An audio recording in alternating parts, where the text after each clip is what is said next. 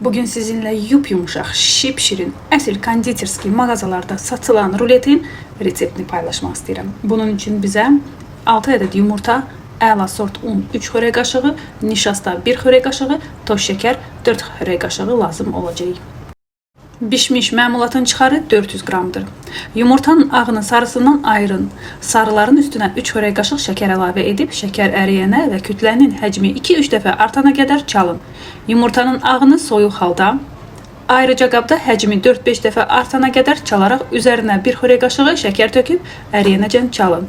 Ayrı-ayrılıqda çalınmış yumurta sarısı ilə yumurta ağını qarışdırıb, un və nişastanı qarışdıraraq əlavə edin və yenə də yaxşı-yaxşı qarışdırın.